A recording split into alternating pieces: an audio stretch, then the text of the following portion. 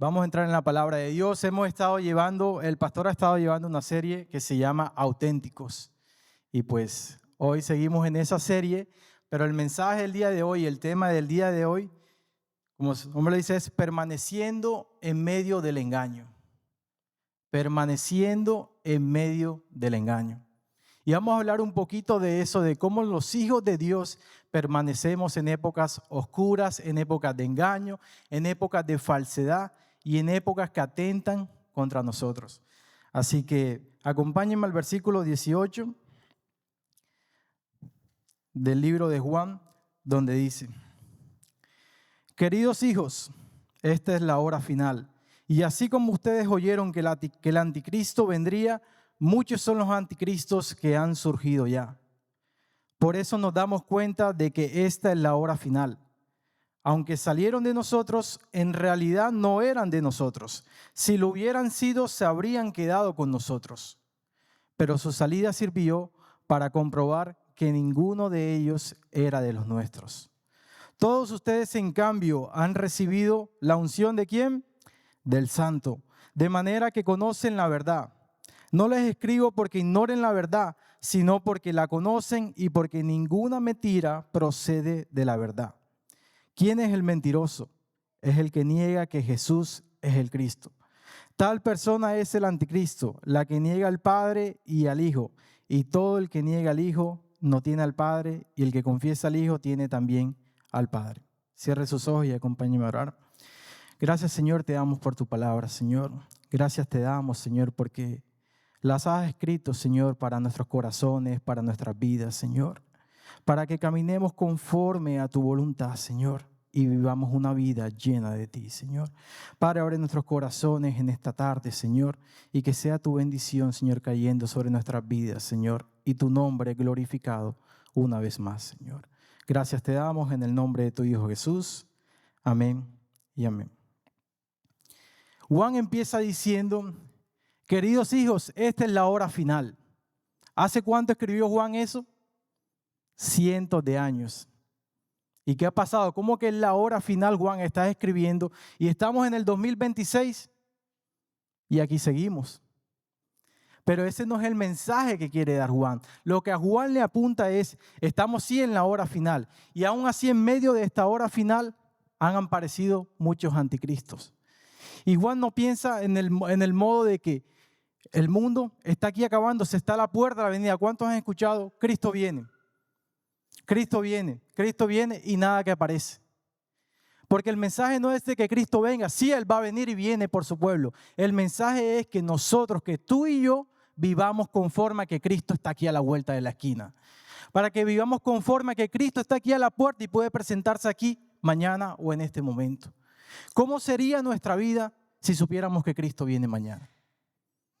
¿Cómo cambiarían nuestras obras? ¿Cómo cambiaría nuestra forma de hablar, de pensar, de comportarnos, de vivir en la familia o de vivir aquí dentro de la iglesia? Totalmente diferente, ¿verdad? Pero Juan aquí está hablando a la iglesia, no le está hablando al mundo. Te está hablando a ti y a mí en esta hora. Si estamos aquí en la iglesia, este mensaje es para nosotros. Y cuando Juan está escribiendo esta carta, mediante el Espíritu nos está viendo a nosotros. Y le está diciendo: hijos, esta es la hora final para que nosotros estemos preparados, para que nosotros estemos alerta de lo que está sucediendo y de lo que está pasando, para que tú y yo no ignoremos lo que se está moviendo alrededor de nosotros. Así como tú y yo vivimos conforme de que Cristo viene, también Juan trae esa colación diciendo: el anticristo está aquí. Muchos pensamos, todos aquí tenemos una idea del anticristo, ¿verdad? Pensamos en Apocalipsis, en el fin del mundo, en que va a haber guerras, hambres, plagas en todo momento, y aparecerá este hombre lleno de poder, con milagros, con señales. Pero Juan dice: no, el espíritu del anticristo ya está aquí. Está entre nosotros, está caminando aquí dentro de nosotros. Y especialmente dice, está en medio de nosotros, dentro de la iglesia. Y entonces Juan nos apunta a nosotros a que no ignoremos. Si sabemos que el enemigo está dentro de nosotros, tenemos que estar ¿qué? Alertas, despiertos, vivos. porque el mal se está moviendo dentro de nosotros. Y dice, esta es la hora final. Y sale al punto de cuáles son las características del anticristo, de este hombre, de este espíritu.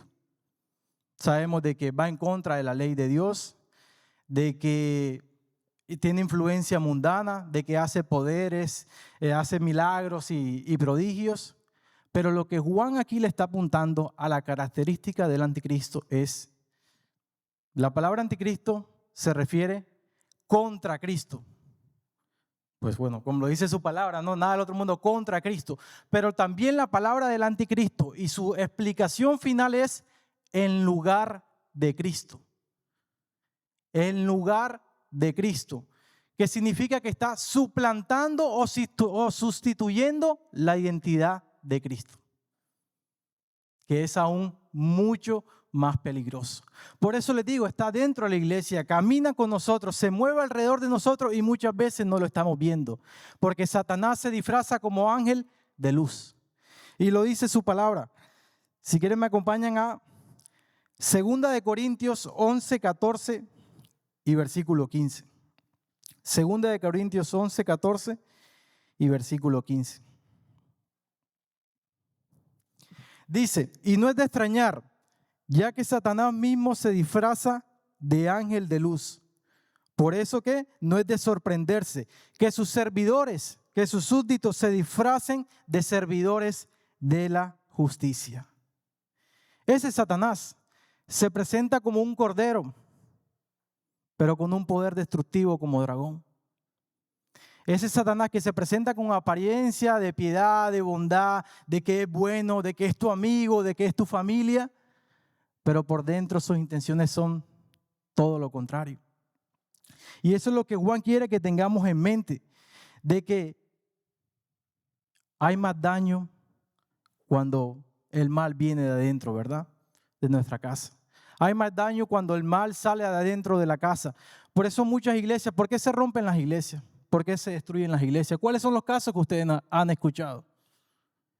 Que el pastor, que el hermano cayó en infidelidad. ¿Con quién? ¿Con alguien de afuera de la iglesia? No, con alguien dentro de la iglesia. ¿Por qué? Porque se disfraza como ángel de luz. Y así pasamos porque el anticristo suplanta la identidad de Jesús. Suplanta la identidad de la bondad. Y suplanta la identidad. Imagínense, pónganse un ejemplo en su familia. ¿Cuántos casos de abuso hemos visto? De abusos físicos, abusos sexuales. Y por lo general, ¿quién es el abusador? ¿O quién es la persona que comete esto? ¿Es alguien de afuera? ¿Es un desconocido? Sí, lo pasa.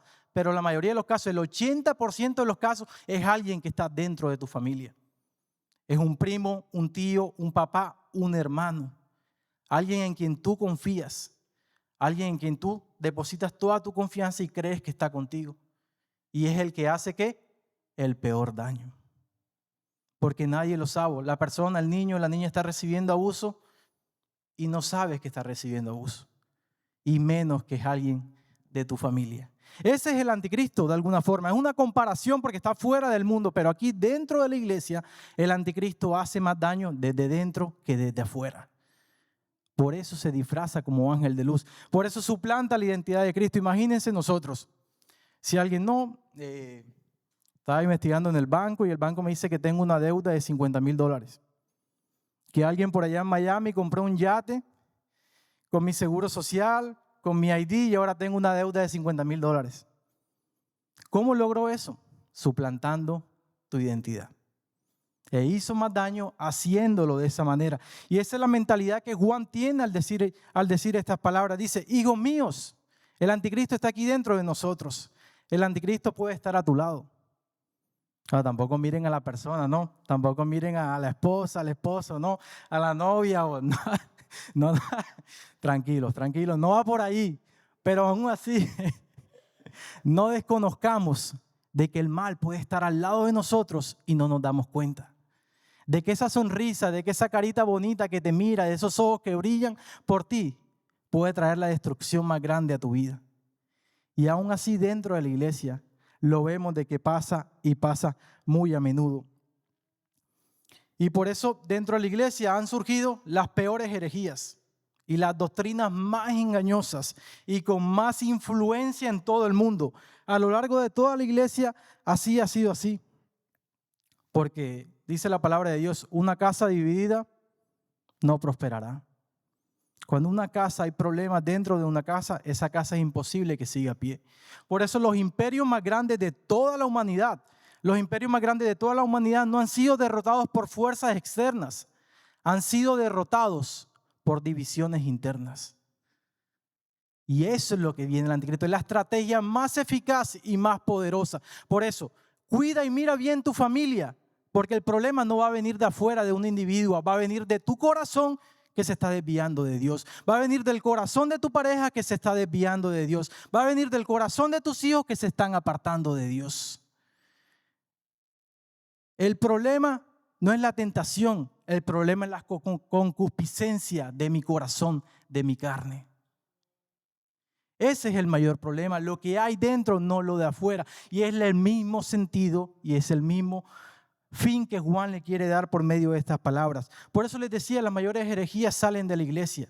Lo que explicaba el pastor en los domingos pasados, el gnosticismo, que Jesús no vino en carne, sino que era espíritu, que no tenía carne ni sangre, el marcionismo, el nestorianismo, todas estas doctrinas han salido de gente que eran cristianas, que supuestamente siguen siendo cristianas, pero que verdaderamente no lo son. Hay muchas iglesias por ahí, lo hemos visto muchas veces con el evangelio tan famoso, el evangelio de la prosperidad, ¿verdad? ¿Cuánto lo hemos escuchado? ¿O cuánto nos hemos visto seducidos por ese evangelio de la prosperidad?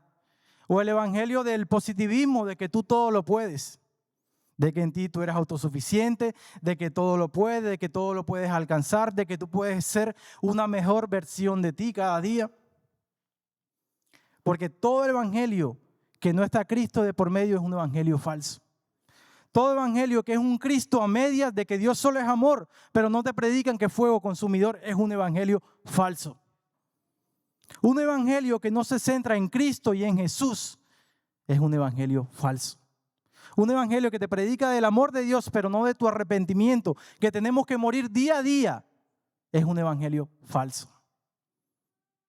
Pero a la gente le encanta escuchar eso. Y Juan le está hablando a esa gente, porque Juan sabe de que los anticristos están aquí y de que se van a levantar. Pero nos está hablando a ti y a mí de que estemos alerta, de que estemos con nuestros sentidos despiertos, sabiendo de que el mal va a surgir, pero tenemos que identificar el mal para saber cómo comportarnos ante eso. Y es el sentido, por eso en el versículo siguiente, si me acompañan, dice en el versículo 19, dice, aunque salieron de entre nosotros, en realidad ¿qué? No eran de los nuestros, porque si lo hubieran sido, se habrían quedado con nosotros, pero su salida sirvió para comprobar que ninguno de ellos era de los nuestros. Su salida sirvió para comprobar que ninguno de ellos era de los nuestros. Su salida, dice, sirvió para comprobar. ¿Comprobar qué? De que ya había algo mal dentro de ellos. Y nos habla a ti y a mí. El hecho de que salgan y que comprobemos de que son nuestros no quiere decir ahí los identificamos. No, nos está hablando a ti y a mí de que antes de que ellos salgan ya deberíamos saber lo que está ocurriendo dentro. Lo que está pasando adentro. Porque dice en 1 Timoteo 4:1, dice, el Espíritu dice claramente que en los últimos tiempos algunos abandonarán la fe para seguir a inspiraciones engañosas y ¿qué? Doctrinas diabólicas. Lo está diciendo la misma palabra, en otra parte. Algunos abandonarán la fe y seguirán sus fantasías y su locura, lo que la carne quiere escuchar. ¿Cuántos no queremos escuchar de que todo va a ser feliz y todo color de rosa? De que si doy $1 millón, Dios me va a dar $10 millones. De que si doy tanta ofrenda, el Señor me va a multiplicar por 10 esa ofrenda. Todos queremos escuchar eso, pero ese no es el verdadero evangelio. El verdadero evangelio es Cristo crucificado, que vino a morir por nosotros y a darnos vida y vida eterna. Y todo lo que se desvíe de eso no es de Dios, no es del Señor. Lo vemos en Judas. ¿Cuántos apóstoles tenía Jesús? ¿Y quién fue el que entregó a Jesús? Los sacerdotes querían apedrearlo, querían hacerle daño, pero no pudieron. Pero al final quien entregó a Jesús fue uno de los que caminaba con él, de los que andaba con él. Fue quien lo vendió. Lo vemos como en los comienzos de la iglesia, todo lo que surgió con medio de eso, y lo vemos actualmente en la iglesia moderna. Supuestos cristianos que caminaron con nosotros, pero que nunca fueron de nosotros. Y la única forma de saber esa salida y la afirmación de esa salida es por medio del Espíritu Santo. Es por medio de su palabra. Por eso en el versículo 20 dice, me acompañan a leer, que dice: todos ustedes, en cambio, ¿qué ha pasado? Han recibido la unción del Santo. De manera que, ¿qué? Que conocen la verdad. Juan les está diciendo a ti y a mí, que mora el Espíritu Santo, que has confesado a Jesucristo como tu Señor y como tu Salvador, tú tienes la verdad. Porque esa es la verdad máxima y el Espíritu Santo lo hemos recibido por medio de Él. Esa es la unción del Santo. De manera que ustedes conocen la verdad. No les escribo porque ignoren la verdad, sino porque la conocen y porque ninguna mentira procede de la verdad. Dice Juan 16:13. Pero cuando venga el Espíritu de verdad, ¿qué dice? Él os guiará a toda verdad. El Espíritu Santo que mora en ti y en mí nos guiará a toda verdad. Porque no hablará de su propia cuenta, sino que hablará todo lo que oyere y os hará saber las cosas que habrán de venir. Hay una sola verdad y la verdad no es subjetiva. Mi verdad y tu verdad no cuentan. La única verdad es la palabra de Dios. Lo que tú dices, lo que tus sentimientos te dicen, lo que mis emociones me dicen, no es la verdad, no es el hecho. El hecho es todo lo que el Señor ya ha dicho en su palabra. Ese es el hecho y esa es mi autoridad suprema. La verdad no es subjetiva. Subjetiva es que a ti te gusta el rojo, que a ti te gusta el verde, que a ti te gusta el azul. Son preferencias, pero la verdad es una sola y viene de su palabra. Y la verdad está por medio de esa. Es la palabra de Dios. Y la palabra no cambia. No se acomoda a los deseos. Por eso has visto que ha surgido muchas iglesias que permiten el pecado como si nada. Dicen, no, Dios me ama así, yo puedo ir así, seguir así en esta vida de pecado. Porque han hecho un Cristo light.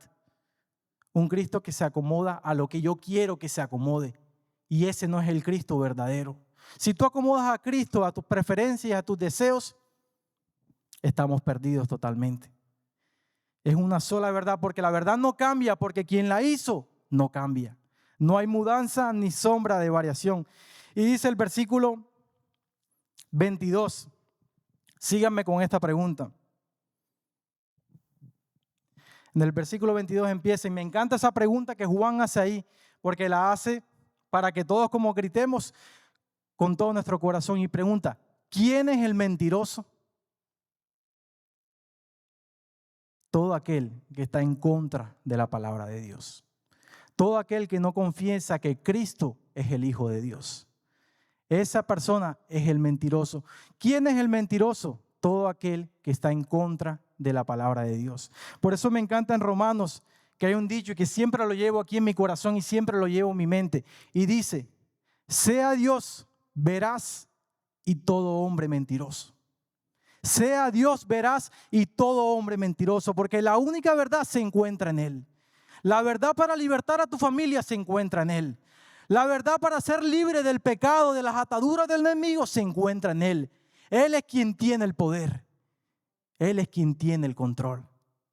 Y ese es su amor que nos guía. Conoceréis la verdad, ¿y qué? La verdad os hará libres. Ese es el poder y esa es la confianza que tenemos en nosotros. Porque dice, todo el que niega al Hijo no tiene al Padre.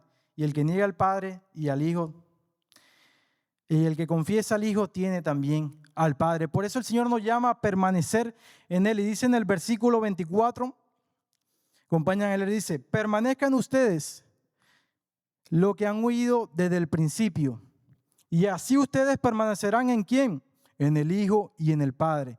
Esta es la promesa que Él nos dio. ¿Cuál promesa nos dio el Señor?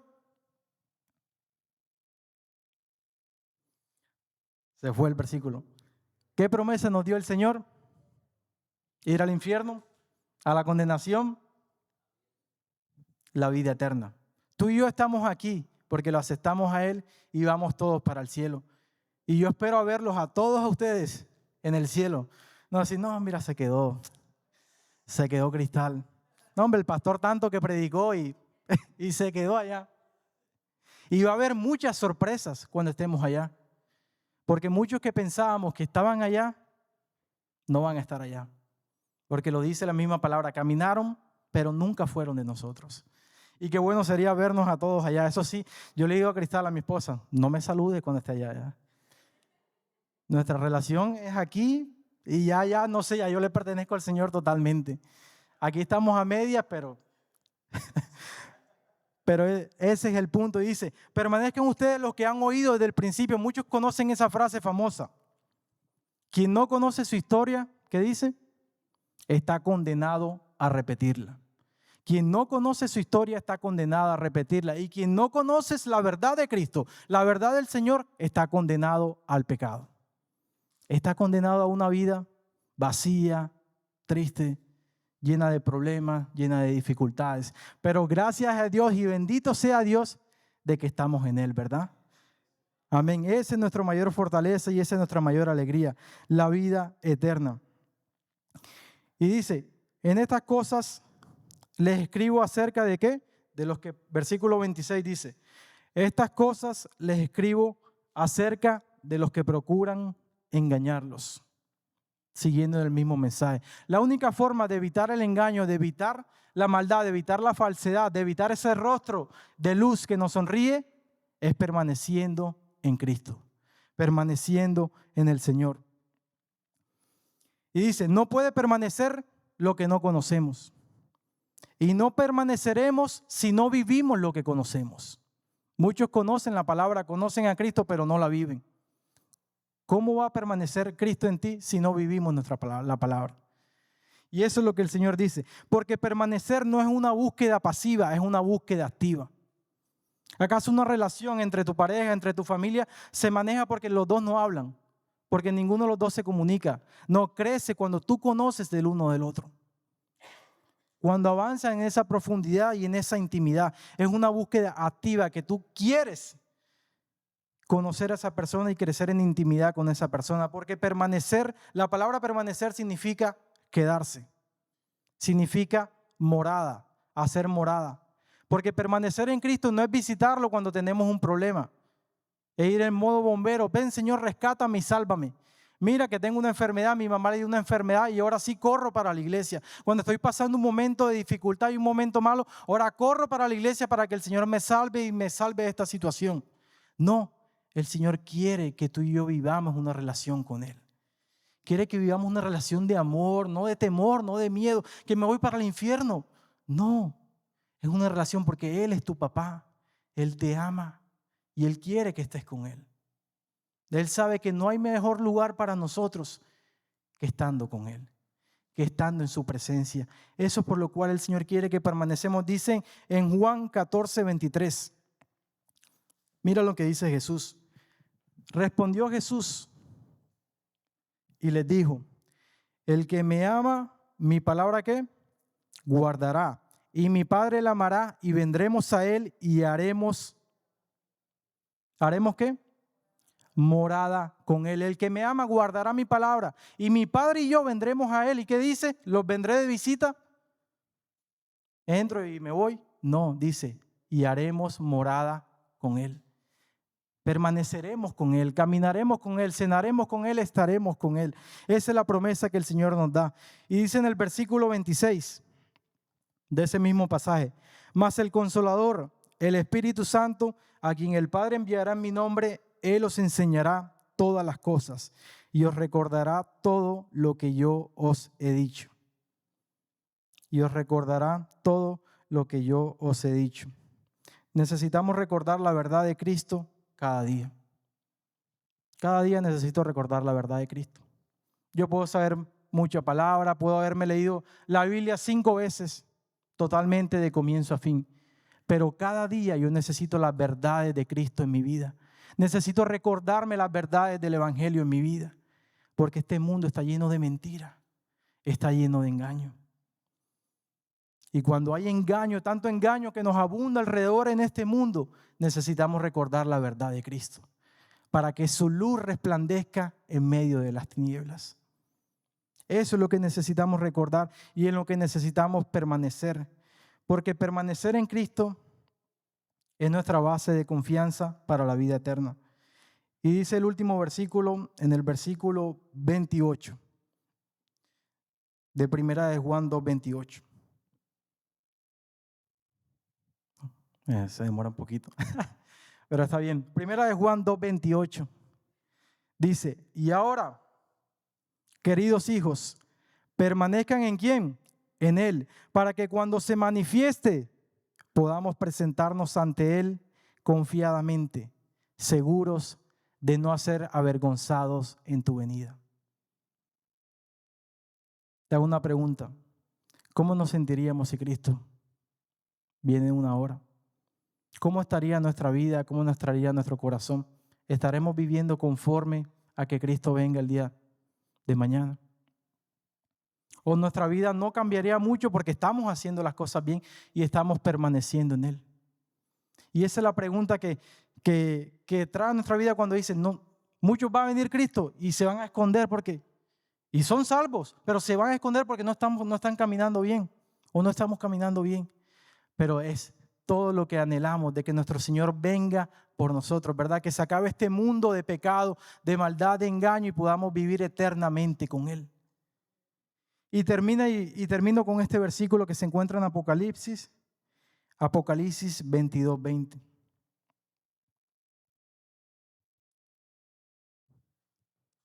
Bueno, ahí va, Apocalipsis 22:20.